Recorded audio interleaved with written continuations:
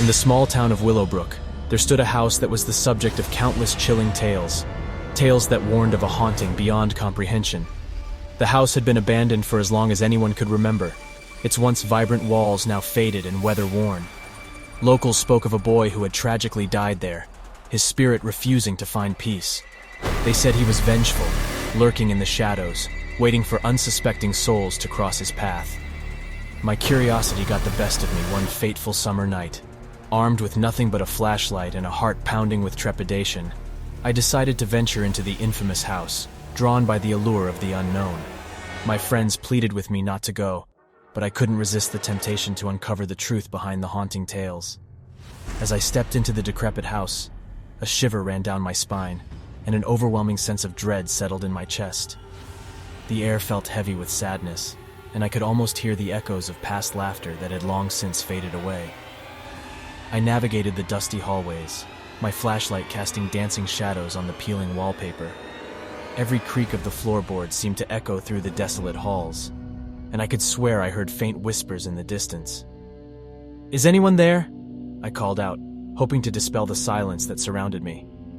There was no response, but the oppressive silence seemed to grow even thicker. I found myself in what appeared to be a child's bedroom. The remnants of a forgotten life lay scattered on the floor, a broken toy, a tattered teddy bear.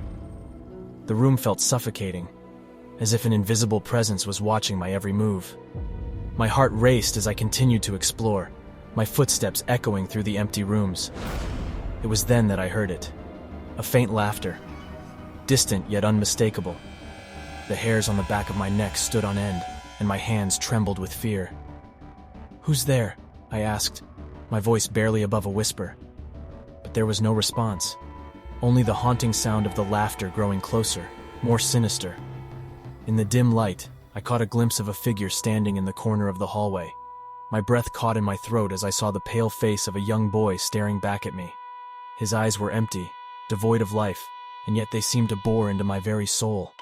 My instincts screamed at me to run, to flee from the malevolent presence that lurked before me. But I was paralyzed with fear, unable to tear my eyes away from the haunting gaze of the boy. Suddenly, he vanished into thin air, and the temperature dropped dramatically. A cold chill ran down my spine, and I felt an icy hand grip my shoulder, sending shockwaves of terror through my body. With a burst of adrenaline, I broke free from the icy grip and ran as fast as my legs could carry me. The house seemed to come alive with malevolent energy, as if it was enraged by my intrusion. But no matter how fast I ran, the house seemed to stretch endlessly, its walls closing in on me. It was a nightmarish maze, designed to trap its unsuspecting victims. As I turned another corner, I found myself face to face with the boy again. He grinned at me, a malicious glint in his empty eyes. "You shouldn't have come here," he whispered, his voice echoing through the halls. My heart pounded in my chest as I stumbled backward, desperately searching for an escape route. But the house seemed to mock me, leading me in circles and dead ends. The boy's laughter filled the air, haunting me with its eerie melody. He seemed to enjoy my torment, reveling in my fear. In that moment, I realized there was no escape from this malevolent place. The boy's spirit was bound to this house, and I had become his latest victim. As the night wore on, I could feel his presence closing in, his malevolence consuming me. I knew that I would never leave this house, that I would become just another lost soul trapped in its haunting embrace. And so, dear reader, if you ever hear the chilling tales of the house haunted by a vengeful boy in Willowbrook, heed my warning and stay far away. For once you step foot inside, there is no escape from the horrors that await within its haunted walls.